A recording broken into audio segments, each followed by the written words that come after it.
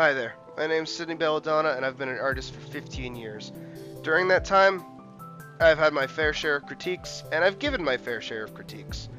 I've taught people over my course of time as an artist how to draw and how to do different things, and I've also been on the receiving end of such teachings as well, both in person and online. I have art tutorials here available on my channel. Most of them aren't the good old here's how to draw a torso, here's how to draw a head. It's more thought exercises and different, quick tips, little things that you can do to not only improve your art but also little fun things that you can do on the side to get you thinking about art in different ways.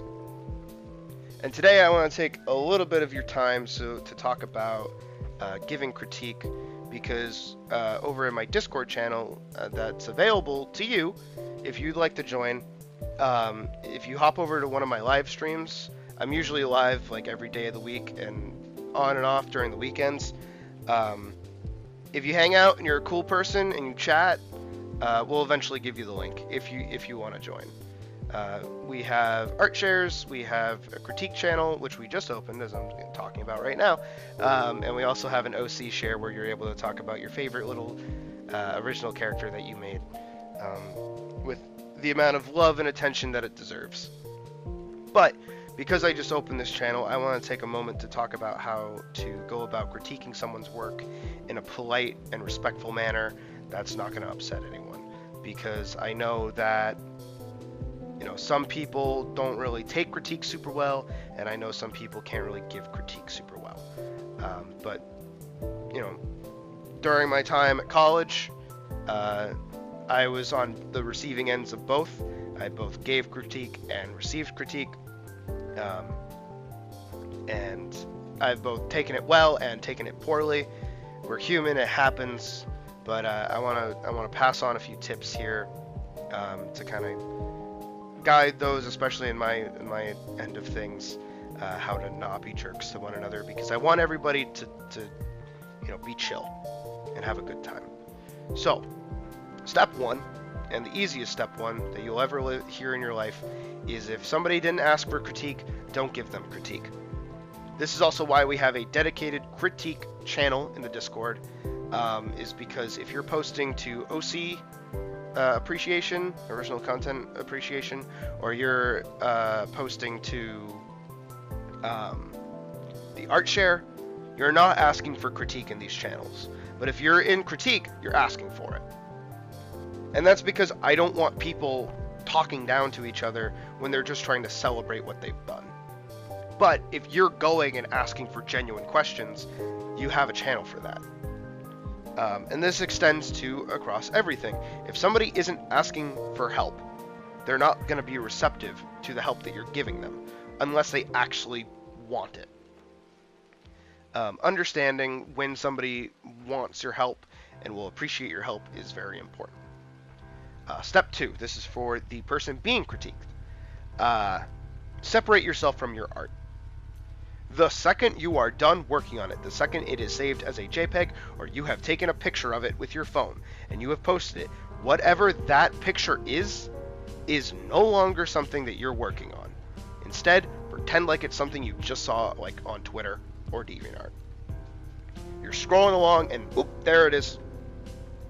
You had no hand in it. Pretend that you had no hand in it, and listen to whatever it is the person that's talking about it is saying from a perspective of disassociation. You're not connected to it. It is not you. Because if you feel as though when somebody's talking about your work in a negative sense, or trying to tell you what you did wrong, it can feel like an attack on you. But it's not. Most of the time. Hopefully whoever is critiquing your work is not trying to be a jerk, and is genuinely trying to help you understand or get a better perspective on whatever it is that you're doing. And understanding that and accepting that is very important. Again, this is why we have the dedicated separate channel, instead of just letting this kind of exist free flow, because when you send that picture to the critique channel, your hands are up. hands up, test over. Don't worry about it. Don't freak out about it. Don't think too much about it. Going back to the critiquer for a second, the person doing the critique. Very important is that if somebody asks a very specific question about their art, answer that question, nothing else. I know this is like kind of hard rules, but it's true.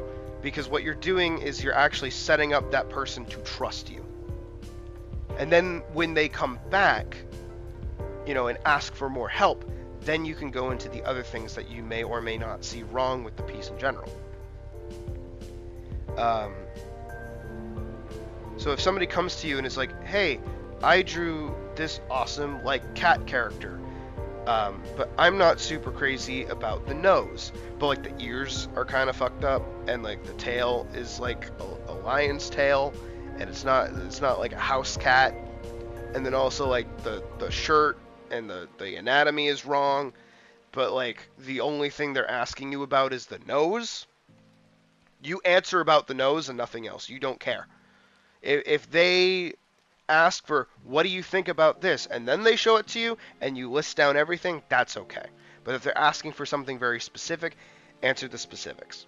Because what will inevitably happen is that they'll come back around, and because you set yourself up as someone they can trust and someone that can give good critique and good tips, they will come back to you for the rest of the stuff that they want help with.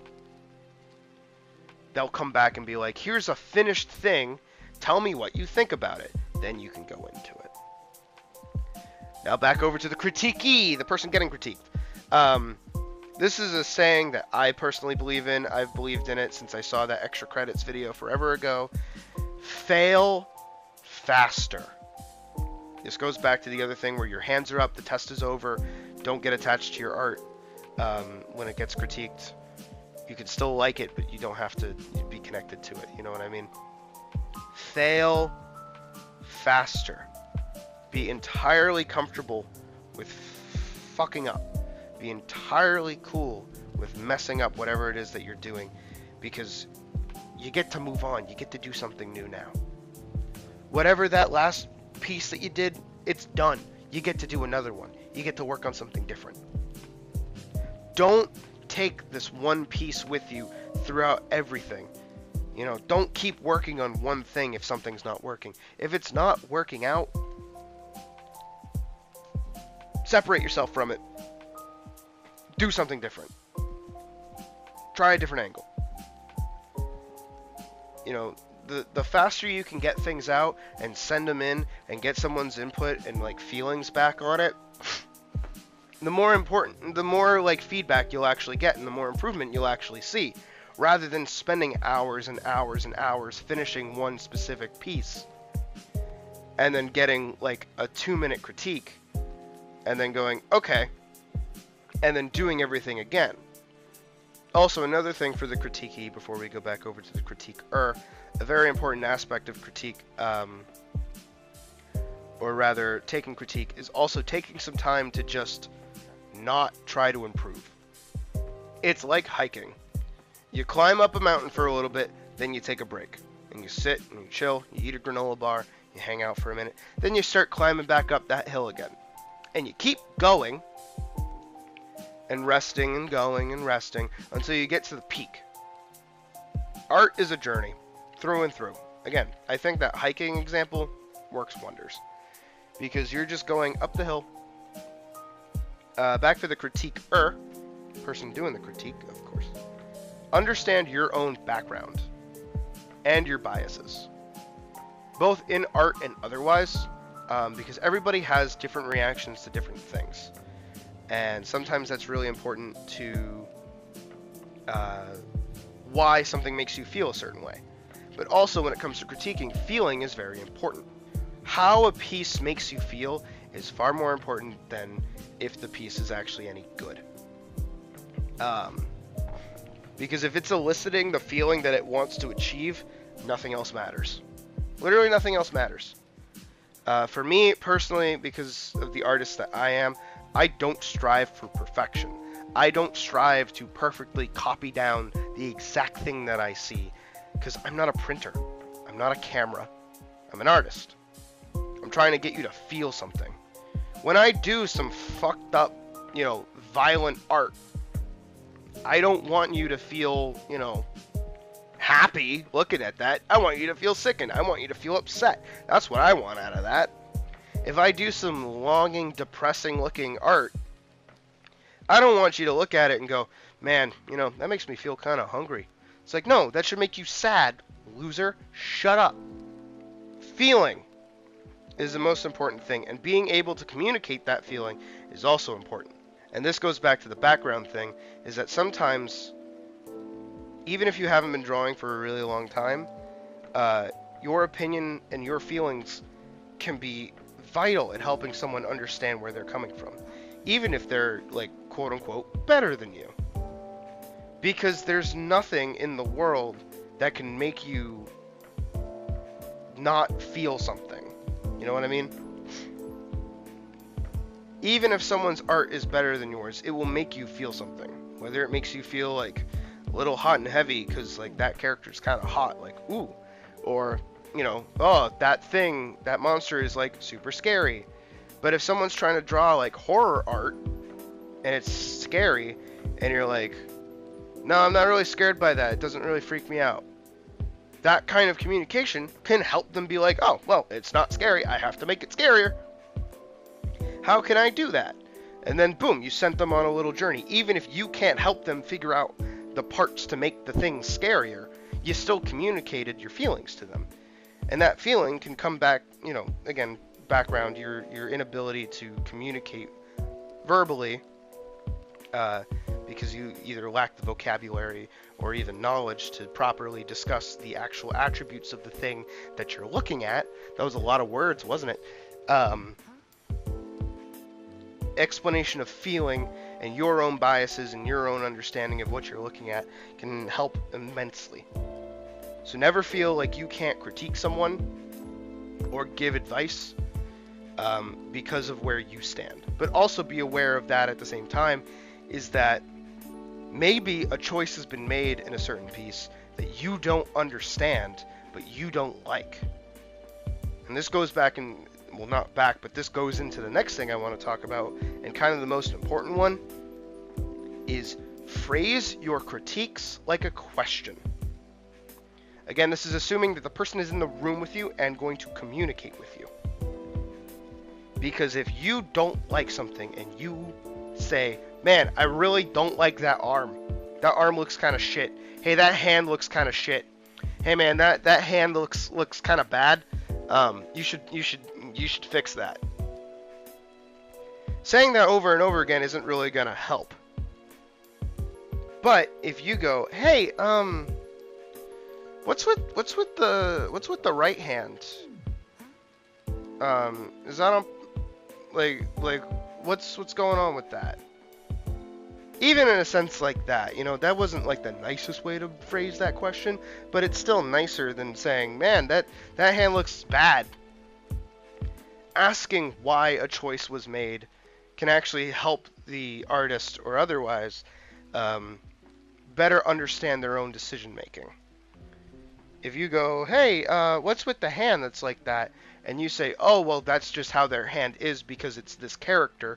Or you say, oh, this is because, it's positioned like here and it needs to look like this and blah, blah, blah. Or they go, oh, I didn't even think about that. Might be, hold on, let me change that. Boom. Helped immensely. Or even, somebody can be like, oh, I don't really know how to draw a hand, so I just kind of fucked around with it and figured it out. And I thought that looked okay, but it doesn't. What can I do differently? Boom. It's a healthy discussion. That too, again, because we have the luxury. I was gonna say liberty. We have the luxury of having this ability to communicate with one another. We're able to have discussions about art, which is again why I'm trying to push being polite about this and being nice to each other about this. Because that's really important, and that's good. It's a good thing.